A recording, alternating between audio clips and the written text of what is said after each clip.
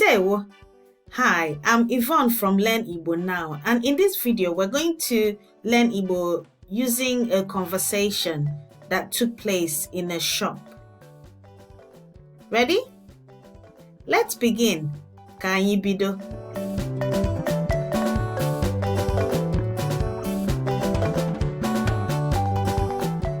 Ndewo. Ndewo. Kedu?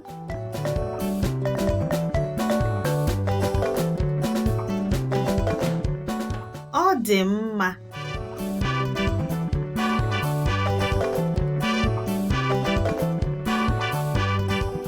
Ị wetara ihe niile ị chọrọ?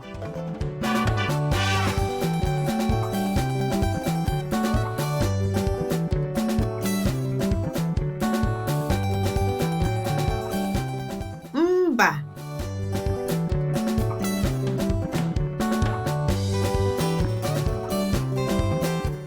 Mmiri oroma unu dị oke ọnụ.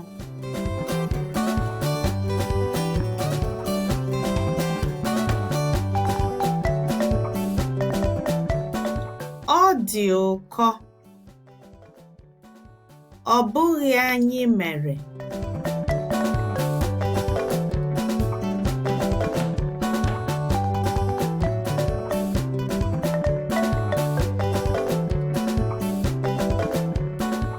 Unere unu dị mma.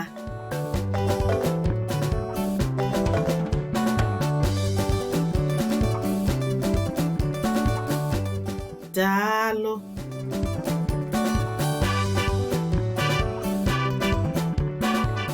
Ego ole ka kalama mmiri a bụ?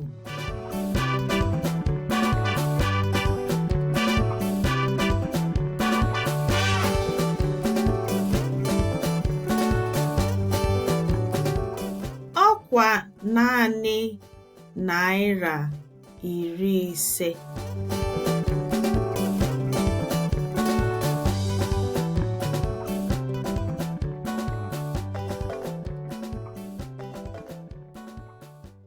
Ngwanụ, gbakọọ ihe niile a.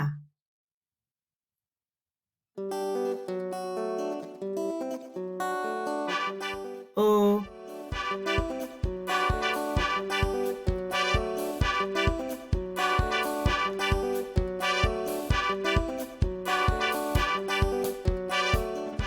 Gbakọkwuo ndị nke m bu na nkata.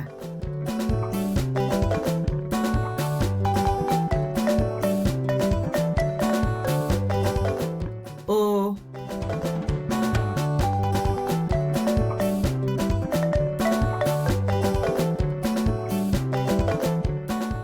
Ahụghị m ogbunje. Ebee ka ọ dị?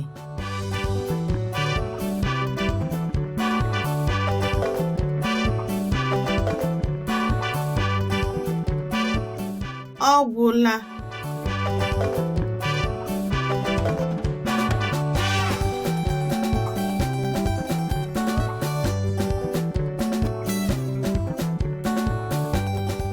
Ị bịa echi, anyị ga-enwe ya.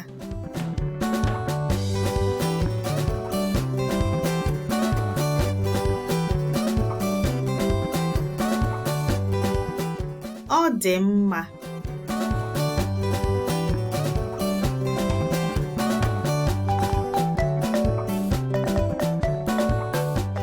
That brings us to the end of today's video.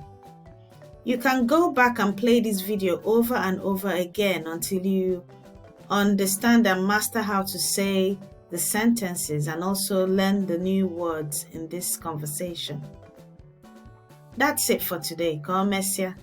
See you later.